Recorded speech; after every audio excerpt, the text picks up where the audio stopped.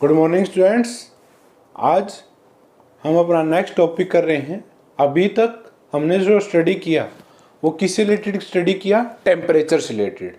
Temperature mean कि जो हमारा टेम्परेचर है उसका क्या इफेक्ट पड़ता है जब एक सॉलिड के ऊपर या लिक्विड के ऊपर या गैसेज के ऊपर।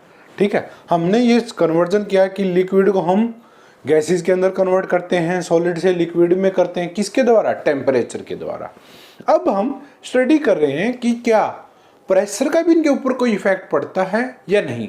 ठीक है, और अगर हम इन दोनों को कंबाइन करते हैं तो उसका क्या इफेक्ट पड़ता है? दोनों को मीन कि टेम्परेचर और pressure both are applied at same time, यानी कि दोनों के दोनों एक ही टाइम पे अगर हम अप्लाई करते हैं तो उससे क्या इफेक्ट पड़ता है। पहले हम स्टडी करते हैं प्रेशर के बारे में। तो pressure, effect of change of pressure, ये ही हमारा टॉपिक है।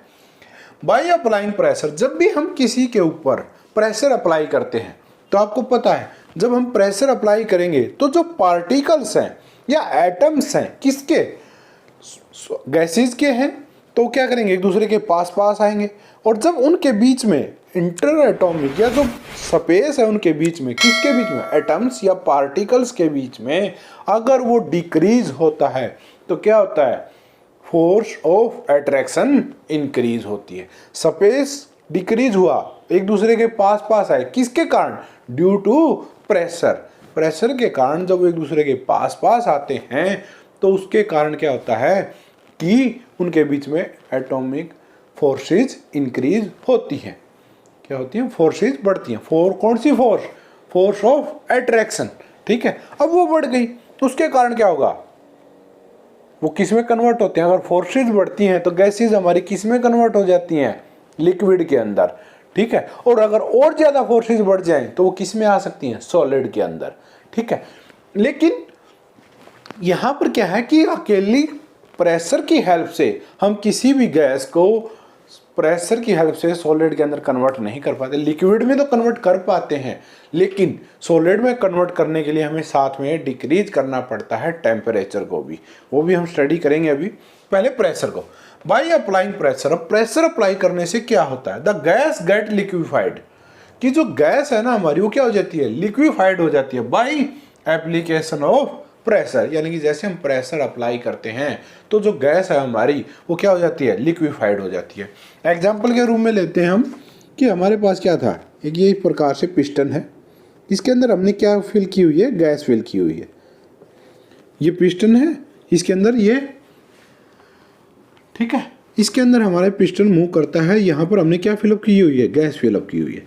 जब ये गैस के ऊपर हम ऊपर से प्रेशर अप्लाई करते हैं और ये पिस्टन क्या करता है? डाउनवर्ड मूव करता है इन ए सिलेंडर। ये क्या हमारा सिलेंडर है,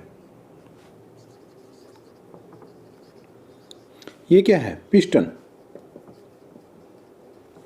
वैसे पिस्टन की रोड है, पिस्टन ये होता है। ठीक है, कहीं कोई ये सोचे कि सर ये तो पिस्टन नहीं होता, पिस्टन ये होता है वैसे। ठीक है, यहाँ से हम क्या करें? फोर्स अप्लाई करते हैं। ये क्या हमारी गैस, कोई भी गैस हो सकती है। ठीक है, जैसे कार्बन डाइऑक्साइड गैस है या अमोनिया है। ठीक है, इस प्रकार से। अब जब हम इसके ऊपर क्या करते हैं? प्रेशर अप्लाई करते हैं तो पिस्टन ये क्या करता है? डाउनवर्ड मूव करता है। तो डाउनवर्ड मूव करने के कारण यहाँ पर क्या आता है? ये डाउनवर्ड मूव किया, इस प्रकार से पिस्टन डाउनवर्ड मूव किया तो गैसेज के जो पार्टिकल्स हैं या एटम्स हैं वो हमारे क्या आते हैं? पास पास आ जाते हैं, जिसके कारण ये किस में कन्वर्ट हो जाती है? लिक्विड के अंदर। किसके अंदर कन्वर्ट हो जाती है? लिक्विड के अंदर। और अगर हम और ज़्यादा प्रेशर बढ़ाते हैं, if we increase more pressure then it's convert in the solid, तो ये किस में कन्वर्ट हो जाती है? सॉलिड के अंदर कन्वर्ट हो जाती है। क्यों? पार्टिकल बिल्कुल बिल्कुल पास पास आ जाते हैं। तो इस प्रकार से हम प्रेशर की हेल्प से क्या करते हैं? किसी भी गैस को गैस से किस में कन्वर्ट करते हैं? लिक्विड के अंदर, और लिक्विड से गैस के अंदर भी कर पाते हैं प्रेशर की हेल्प से भी। ठीक है, लेकिन गैस से लिक्विड तो ओनली अप्लाइंग प्रेशर अप्लाई करते हैं जब हम, तो वो लिक्विफाइड हो जाती है। लेकिन जब हम उसको सॉलिड में कन्वर्ट करना है तो हमें क्या करना पड़ता है? अकेला प्रेशर से काम नहीं चलता, हमें साथ में क्या करना पड़ता है? टेम्परेचर भी डिक्रीज करना पड़ता है। अब टेम्परेचर डिक्रीज करने से, यानी कि अब हम इफेक्ट स्टडी करें प्रेशर एंड टेम्परेचर कंबाइन। ठीक है, अगर हम प्रेशर इंक्रीज करते हैं और टेम्परेचर डिक्रीज करते हैं। क्या कर रहे हैं, देखो प्रेशर तो हाई कर रहे हैं, बढ़ा रहे हैं प्रेशर, और टेम्परेचर क्या कर रहे हैं, डिक्रीज कर रहे हैं। अब ऐसा करने से क्या होता है, जब हम प्रेशर को इंक्रीज करते हैं तो जो एटम्स है उनके बीच का जो स्पेस वो क्या होता है, कम होता है। अभी हमने लिक्विड के केस में स्टडी किया कि वो स्पेस क्या होता जाएगा, उनके बीच का कम होता जाएगा, वो एक दूसरे पास आते जाते हैं। लेकिन टेम्परेचर डिक्रीज करने से क्या होता है कि उनके बीच में जो एनर्जी है वो भी क्या हो जाती है, डिक्रीज होना स्टार्ट हो जाती है। क्योंकि टेम्परेचर हम क्या कर रहे हैं, डिक्रीज कर रहे हैं, जिसके कारण एनर्जी भी क्या होती है, डिक्रीज होती है, जिसके कारण काइनेटिक एनर्जी ऑफ पार्टिकल्स भी क्या हो जाती है, हमारी डिक्रीज होती है। अब वो वाइब्रेट करना या मूवमेंट उनकी क्या हो जाती है, कम होने लग जाती है, जिसके कारण वो आखिरकार किस में कन्वर्ट हो जाते हैं, सॉलिड के अंदर। किसके रूप में कन्वर्ट हो सकते हैं, सॉलिड के अंदर। तो अगर हम सॉलिड में कन्वर्ट करना चाहते हैं तो हमें इसके साथ क्या करना पड़ेगा, by applying pressure with temperature, हमें क्या करना पड़ता है, टेम्परेचर को लो करना पड़ता है और प्रेशर आपका हाई करना पड़ता है। तो हम किसी को भी गैस को, जो हमारी गैसेज हैं उनको किस में कन्वर्ट कर सकते हैं, सॉलिड के अंदर कर सकते हैं। जैसे कि कार्बन डाइऑक्साइड गैस है हमारी CO2, ठीक है, CO2 को हम अगर प्रेशर पे अप्लाई करते हैं, सिर्फ प्रेशर अप्लाई करें तो हम उसको लिक्विफाइड कर सकते हैं। हाई प्रेशर के ऊपर हम उसको लिक्विफाइड कर लेते हैं। लेकिन अगर हम उसको सॉलिडिफाई करना चाहते हैं तो क्या करना पड़ता है, टेम्परेचर डिक्रीज करना पड़ता है। और जैसे हम टेम्परेचर डिक्रीज करते हैं और प्रेशर हाई करते हैं तो जो ये गैस हमारी किस में कन्वर्ट हो जाती है, एज ए सॉलिड, और जिसका नाम दिया गया है ड्राई आइस। क्या बोलते हैं, ड्राई आइस। क्या बोलते हैं, ड्राई आइस, ठीक है, क्या बोलते हैं, ड्राई आइस बोलते हैं। अभी मैं नोट करवा देता हूँ आपको, ठीक है। तो ये है हमारा ड्राई आइस, आप ये नोट कर लीजिए अगर करना चाहते हैं तो। उसके बाद मैं ड्राई आइस और जो मैंने सॉलिड्स के बारे में बताया उसको स्टडी कर।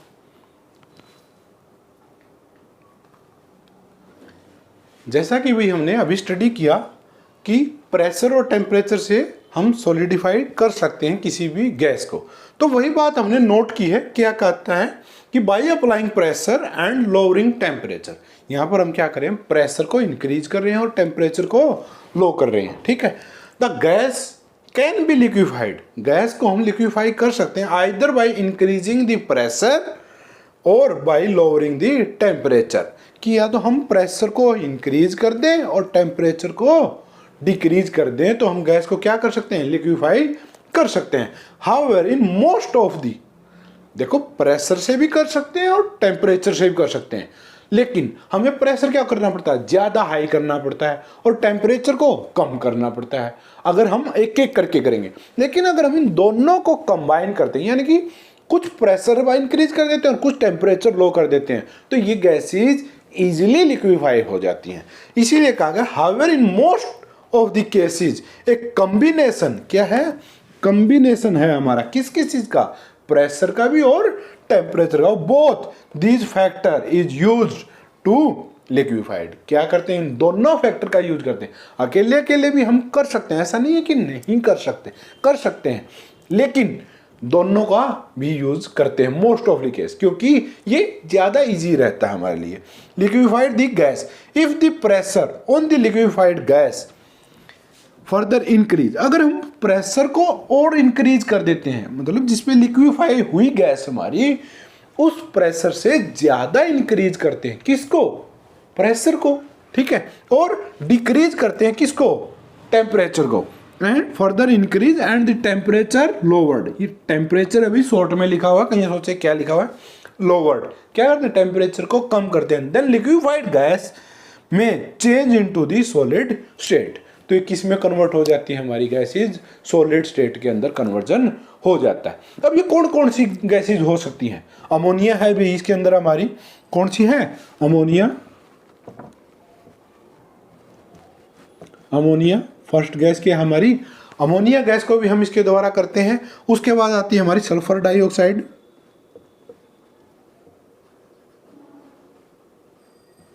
सल्फर डाइऑक्साइड्स, और थर्ड आती है भाई हमारी कार्बन डाइऑक्साइड गैस, ठीक है।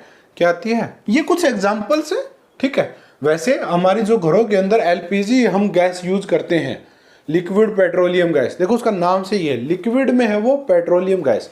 उसमें हम क्या करते हैं, पेट्रोलियम जो गैस है हमारी उसको हाई प्रेशर पे लिक्विफाई कर देते हैं, हाई प्रेशर पे फिल किया जाता है, जिसके कारण वो किस में कन्वर्ट हो जाती है, लिक्विड के अंदर। लेकिन वो गैस से सिर्फ लिक्विड में होती है, सॉलिड के अंदर नहीं हो पाती।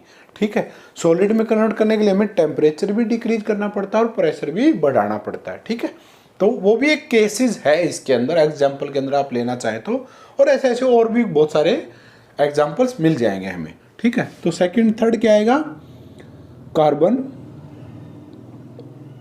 डाइऑक्साइड गैस, ये सभी गैसेज हैं। ठीक है, अमोनिया गैस। अगर आप ये नोट करना चाहते हैं तो हम नोट कर सकते हैं। इसके बाद मैं आपको नोट करवा देता हूँ ड्राई आइस क्या होती है। देखो, जब भी कार्बन डाइऑक्साइड गैस, क्या कार्बन डाइऑक्साइड गैस सॉलिडिफाइड हो जाती है हाई प्रेशर और लो टेम्परेचर के कारण, तो उसी को हम क्या कहते हैं, ड्राई आइस कहते हैं। मैं आपको अभी नोट करवा देता हूँ। इसके बाद हमारे 2 पॉइंट्स और रहते हैं इस टॉपिक से रिलेटेड। वो क्या है, क्रिटिकल प्रेशर क्या होता है और क्रिटिकल टेम्परेचर क्या होता है, हम वो स्टडी करेंगे। उसके बाद लास्ट टॉपिक बचेगा जो हमारे इस चैप्टर का है, वो क्या है, एवेपोरेशन। एवेपोरेशन क्या होता है, हम उसको भी आज स्टडी करेंगे। ये आप नोट कर लीजिए। ड्राई आइस हमने अभी भी स्टडी किया, तो मैंने वो आपके लिए नोट डाउन कर दिया है। ड्राई आइस क्या है, the solid carbon dioxide gas is called dry ice, यानी कि जो हमारी सॉलिड के रूप में कार्बन डाइऑक्साइड गैस है उसी को हम क्या कहते हैं, ड्राई आइस कहते हैं। अब हमारा जो नेक्स्ट टॉपिक आता है क्रिटिकल प्रेशर और टेम्परेचर। ठीक है, अब ये क्या होता है, एक ऐसा टेम्परेचर जिसके बाद हम गैसेज को किस में कन्वर्ट ना कर पाए, लिक्विफाइड स्टेट में, और सेम उसी प्रकार प्रेशर जिसको हम क्या बोलते हैं, क्रिटिकल टेम्परेचर और प्रेशर बोलते हैं। ठीक है, अब ये है क्या, a certain pressure, a certain temperature above which, यानी कि एक टेम्परेचर है, जैसे हमने कोई टेम्परेचर सेट किया, उससे ऊपर अगर temperature above which the gas can not be converted, अगर उससे ऊपर टेम्परेचर हो जाएगा ना, तो हमारी जो गैस है वो कन्वर्ट नहीं होगी, किसके अंदर, लिक्विड स्टेट के अंदर। यानी कि एक टेम्परेचर तक तो हमारी गैस किस में कन्वर्ट हो जाती है, लिक्विड के अंदर कन्वर्ट हो जाती है। ठीक है, किसके अंदर कन्वर्ट हो जाती है, लिक्विड के अंदर। लेकिन अगर उस टेम्परेचर से ऊपर चला गया, यानी कि उस टेम्परेचर से हमारा अबो हो जाता है टेम्परेचर, तो हमारी गैस लिक्विफाइड की स्टेट में नहीं आती, into liquefied state. However high pressure you may apply, आप कितना ही प्रेशर अप्लाई करते रहिए चाहे, वो किस में नहीं आएगी, लिक्विफाइड स्टेट के अंदर नहीं आएगी। तो इस टेम्परेचर को हम क्या कहते हैं, क्रिटिकल टेम्परेचर कहते हैं। क्या कहते हैं, क्रिटिकल टेम्परेचर कहते हैं। सेम उसी प्रकार से हमारा किसके लिए है, प्रेशर के लिए है, कि एक पर्टिकुलर प्रेशर से अगर हम ऊपर चले जाते हैं, क्या चले जाते हैं, ऊपर, यानी कि हम प्रेशर क्या करें, बढ़ाते जा रहे हैं, बढ़ाते हैं। अगर एक प्रेशर पे हम जाते हैं, उससे अगर ज़्यादा बढ़ा देते हैं तो क्या होगा, कोई इफेक्ट नहीं होगा, फिर आप टेम्परेचर बढ़ाते जाइए। तो same and the corresponding pressure called critical pressure, इसको हम क्या बोलते हैं, क्रिटिकल प्रेशर बोलते हैं। अब जैसा कि हम एक एग्जांपल से लेते हैं, किसका, कार्बन डाइऑक्साइड गैस का। क्या है, कार्बन डाइऑक्साइड गैस, इसका जो हमारा कार्बन डाइऑक्साइड जो है हमारा, उसका जो क्रिटिकल टेम्परेचर होता है वो क्या होता है, 304.15 केल्विन, 15 केल्विन होता है। और अगर आप इसको डिग्री सेल्सियस में करना चाहते हैं तो कन्वर्ट कर सकते हैं, and that is equal to 31.15 degree Celsius. क्या होता है, 31.15 डिग्री सेल्सियस। ये हमारा किस में कन्वर्ट हो गया, यानी कि इस टेम्परेचर से अगर हमारा ऊपर चला जाता है, क्या टेम्परेचर अगर हमारा इससे ऊपर होता है तो हम उसके ऊपर कितना ही प्रेशर अप्लाई करते रहें, क्या नहीं होगा, वो नहीं होगा, किस में कन्वर्ट नहीं होगा, लिक्विड के अंदर। ठीक है, सेम उसी प्रकार से जो हमारा इस कोरस्पॉन्डिंग, इस टेम्परेचर के कोरस्पॉन्डिंग जो हमारा प्रेशर है वो क्या है, जो प्रेशर की वैल्यू किसके लिए, कार्बन डाइऑक्साइड गैस के लिए ही है, वो है 73.9 एटमॉस्फेरिक प्रेशर। क्या है भाई, 730.9 एटमॉस्फेयर।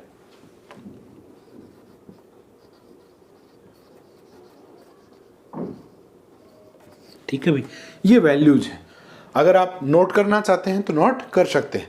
इसके अंदर हमने क्या बताया कि वही क्रिटिकल प्रेशर क्या है, टेम्परेचर क्या है, कि किसी भी एक टेम्परेचर पर हम सेट करते हैं, अगर उससे ऊपर जाएगा किसी भी, देखो ये अलग अलग गैसेस के लिए अलग अलग होता है, ऐसा नहीं है कि सभी के लिए सेम है, नहीं। हमने यहाँ पे सिर्फ कार्बन डाइऑक्साइड गैस का लिया है एग्जाम्पल, अदर गैस के लिए क्या होगा, अलग होगा। यानी कि एक ऐसा टेम्परेचर, उससे अगर अबो हमारी चला जाता है, देखो क्या होता है इसके कारण कि टेम्परेचर के कारण उसके पास एनर्जी ज़्यादा हो जाती है। अब आप कितना ही प्रेशर अप्लाई करते रहिए, वो लिक्विफाइड में नहीं आएगा, यानी कि बीच में गैप ज़्यादा रहता है। ठीक है, सेम उसी प्रकार से अगर हम प्रेशर को बढ़ा देते हैं, क्या कर देते हैं, बढ़ा देते हैं, देखो 73.9 एटमॉस्फेरिक कर दिया, तो क्या होता है, अब उनके बीच में इतनी एनर्जी आ जाती है कि अब टेम्परेचर क्या कोई इफेक्ट नहीं देगा, तो वो प्रेशर क्या है 73। ठीक है, तो इसी प्रकार से हमने क्या लिखा, क्रिटिकल टेम्परेचर क्या है और क्रिटिकल प्रेशर क्या होता है, नोट कर लीजिए। अब जो हमारा नेक्स्ट टॉपिक है भाई वो है इवेपोरेशन। अब ये इवेपोरेशन होता क्या है, देखो किसी भी जो लिक्विड है हमारा, उसका एक बॉइलिंग पॉइंट से पहले का जो टेम्परेचर है उसके ऊपर क्या होना स्टार्ट हो जाए, वेपराइजेशन होना स्टार्ट, यानी कि वेपर क्रिएट होने लग जाए। जैसा कि हमने पहले भी स्टडी किया था वेपराइजेशन वाले में, उसमें मैंने बताया था आपको कि वेपरेशन तो पहले भी होता है, यानी कि बॉइलिंग पॉइंट के बाद तो ज़्यादा होता है, या बॉइलिंग पॉइंट पे क्या होता है हमारा वेपराइजेशन ज़्यादा होता है, उससे पहले भी होता है। तो वो जो बॉइलिंग पॉइंट के टेम्परेचर तक वाटर को पहुंचने से पहले जो वेपराइजेशन होता है उसी का एक पर्टिकुलर नाम दिया गया है इवेपोरेशन। यानी कि इवेपोरेशंस के लिए हमें बॉइलिंग टेम्परेचर की रिक्वायरमेंट नहीं होती, यानी कि बॉइलिंग पॉइंट का जो हमारा टेम्परेचर उसको गेन करने की आवश्यकता नहीं होती, ये किसी भी टेम्परेचर पर हो सकता है।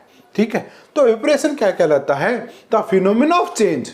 क्या है ये, वो फिनोमेना है किसका, चेंज ऑफ ए लिक्विड, एक लिक्विड जो हमारा चेंज होता है इनटू वेपर, किसके अंदर हो रहा है, वेपर के अंदर, एट एनी टेम्परेचर, किसी भी टेम्परेचर के ऊपर हो सकता है। ऐसा नहीं है कि ये 100 डिग्री सेल्सियस पे ही होगा, यानी बॉइलिंग पॉइंट पे ही होगा, नहीं, उससे ज़्यादा में भी हो सकता है, कम भी हो सकता है। लेकिन हम यहाँ पर जो एवेपोरेशन की बात कर रहे हैं वो किससे नीचे होता है, बॉइलिंग पॉइंट से नीचे होता है। यानी कि बॉइलिंग पॉइंट का जो टेम्परेचर उससे नीचे जो होता है हमारा वेपरेशन, उसको हम क्या बोलते हैं, इवेपोरेशन बोलते हैं। ठीक है, at any temperature below it's boiling point, देखो बोल दिया ना, किससे नीचे होना चाहिए टेम्परेचर हमारा, बॉइलिंग पॉइंट से नीचे होना चाहिए। ऐसा नहीं कि बॉइलिंग पॉइंट के बाद वेपराइजेशन नहीं होता, होता है, वो हम वेपराइजेशन वाले में भी स्टडी कर चुके हैं। उस टाइम भी मैंने कहा था कि बॉइलिंग पॉइंट से नीचे भी वेपराइजेशन होता है, लेकिन उसका एक पर्टिकुलर नाम हमारा वो क्या है, इवेपोरेशन है। ये उस टाइम मैंने आपको नहीं बताया था क्योंकि ये हमारा नेक्स्ट टॉपिक आने वाला था। तो ये क्या है, evaporation and is called evaporation. अब इवेपोरेशन हमारा किन किन फैक्टर्स के ऊपर डिपेंड करता है, किसी ना किसी फैक्टर पे तो डिपेंड करेगा ही, बिल्कुल करता है। तो सबसे पहला क्या है, सरफेस एरिया। अगर हम एक एग्जांपल लेते हैं, हमारे पास एक गिलास है, गिलास या मग मान सकते हो आप, बीकर ले सकते हैं। ठीक, बीकर का जो हमारा एरिया है वो क्या होता है, लेस है, क्या है, ऊपर से जो ओपन है हमारा, सिर्फ उसी में से वेपरेशन हो सकता है। लेकिन अगर हमारे पास कोई एक टब है, बड़ा सा टब है, उसके अंदर वाटर फिल किया गया है, तो उस टाइम पे क्या होता है, उसका सरफेस एरिया क्या होता है, ज़्यादा होता है, तो वहाँ से इवेपोरेशन ज़्यादा हो सकता है, क्योंकि एयर के कांटेक्ट में वो एरिया ज़्यादा आता है। हीटिंग वेपराइजेशन होना उसके ऊपर ज़्यादा होता है, क्योंकि उसका एरिया क्या है, ज़्यादा है। यानी कि जो इवेपोरेशन है हमारा वो डिपेंड करता है किसके ऊपर, सरफेस एरिया के ऊपर। इट्स मीन अगर इंक्रीज करते हैं हम किसी का भी सरफेस एरिया, तो इवेपोरेशन भी उसका क्या होता है, इंक्रीज होता है। ठीक है, ये था हमारा फर्स्ट पॉइंट। उसके बाद आता है second point, increase in temperature. Temperature के ऊपर तो आप पहले स्टडी कर चुके हैं कि अगर हम टेम्परेचर इंक्रीज करते हैं तो क्या होता है, इवेपोरेशन बढ़ता है। क्यों, क्योंकि उनके पास जो पार्टिकल्स हैं या एटम्स हैं उनके बीच में क्या आ जाती है, बहुत सारी एनर्जी आ जाती है, काइनेटिक एनर्जी, जिसके कारण वो क्या करते हैं, दूर दूर भागना स्टार्ट करते हैं, जिसके कारण क्या होता है, सरफेस के इवेपोरेशन स्टार्ट होता है। तो टेम्परेचर के कारण तो ऐसा होता ही है। अब आता है डिक्रीज इन ह्यूमिडिटी। पहले ये देखते हैं कि ह्यूमिडिटी है क्या। देखो वाटर के जो वेपर्स होते हैं ना, वो प्रेजेंट होते हैं एयर के अंदर। किसके अंदर, एक फिक्स अमाउंट के अंदर, एयर के अंदर वाटर वेपर प्रेजेंट होते हैं, और इसी को क्या बोलते हैं, ह्यूमिडिटी बोलते हैं।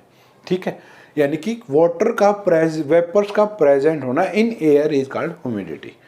अब ये क्या कहता है, डिक्रीज इन ह्यूमिडिटी, यानी कि एक हवा जो है हमारी वो एक पर्टिकुलर लेवल तक वाटर के वेपर को अपने अंदर होल्ड करके रखती है, एक लिमिट है उसकी कि भाई ये इतने होल्ड करेगी, रखती है। अगर उससे नीचे हो जाती है तो क्या हो जाएगा, डिक्रीज हो जाएगी क्या, ह्यूमिडिटी। अब ह्यूमिडिटी डिक्रीज हो जाएगी तो क्या करेगी, अपना लेवल को मेंटेन रखना चाहती है, तो क्या होता है उसके कारण इवेपोरेशन बढ़ जाता है, क्योंकि हवा के अंदर पानी के वेपर्स की, वाटर के वेपर्स की क्या है, कमी है, डिक्रीज हो गए, इसीलिए ह्यूमिडिटी क्या हुई, डिक्रीज हो, जिसको बढ़ाने के लिए इवेपोरेशन क्या होता है हमारा, बढ़ जाता है। क्या होता है, इवेपोरेशन बढ़ जाता है। और अगर ह्यूमिडिटी अगर हाई होगी तो वाटर के अंदर क्या होगा, सॉरी एयर के अंदर क्या होगा, वाटर वेपर ज्यादा मात्रा में होंगे, ज्यादा मात्रा में, तो एयर क्या है, वाटर के जो वेपर उनको एब्जॉर्ब ही नहीं कर सकती, एब्जॉर्ब ही नहीं करेगी तो वेपर एवेपोरेशन कैसे होगा, नहीं होगा, क्योंकि वहां पर जरूरत ही नहीं है हमें उसकी। लेकिन जब हाई ह्यूमिडिटी होती है तो इवेपोरेशन कम होता है, इसीलिए आपने देखा होगा रेनी सीजन के दौरान ह्यूमिडिटी क्या होती है, ज़्यादा होती है, ज़्यादा ह्यूमिडिटी होने के कारण इवेपोरेशन कम होता है। यानी कि अगर हमारे फार्म्स हैं जो, उनके अंदर जो वाटर होता है वो कम वेपराइजेशन होता है, मिट्टी बहुत, कपड़े या क्लोथ हैं जो आपके वो काफ़ी टाइम के बाद ड्राई होते हैं, काफ़ी लंबे टाइम के बाद सूखते हैं। यानी कि अगर एक नॉर्मल डे के अंदर अगर वो क्लॉथ आपके 6 आवर के अंदर ड्राई होते हैं, तो एक के रेनी सीजन के अंदर वो कपड़े 1 और 2 डेज भी लग सकते हैं। ठीक है, किसके कारण, क्योंकि रेनी सीजन के अंदर ह्यूमिडिटी क्या होती है, ज़्यादा होती है, और एक नॉर्मल के अंदर क्या होती है, थोड़ी कम होती है हमारी, इसीलिए वेपरेशन क्या होता है, बढ़ता है इन ड्राई के अंदर, और ड्राई सीजन के अंदर, और इन रेनी सीजन के अंदर क्या होता है, हमारा वेपरेशन डिक्रीज होता है। दोबारा से बता देता हूँ, जो ड्राई है हमारा, यानी कि जब हमारी हवा सूखी है, उसके अंदर वाटर के वेपर कम है, यानी कि ह्यूमिडिटी कम है, तो क्या होता है, इवेपोरेशन बढ़ता है। ठीक है, अब आ गया रेनी सीजन, वाटर के जो वेपर्स हैं वो पहले से ही काफ़ी हैं, किसके अंदर, एयर के अंदर, तो उसके कारण क्या होती है, ह्यूमिडिटी इंक्रीज हो जाती है, जिसके कारण इवेपोरेशन डिक्रीज होता है। यानी कि उल्टा करता है, अगर डिक्रीज होगी ह्यूमिडिटी तो इवेपोरेशन बढ़ेगा, और ये इंक्रीज होगी तो इवेपोरेशन डिक्रीज होगा। ठीक है, उसके बाद आता है इंक्रीजिंग स्पीड ऑफ विंड।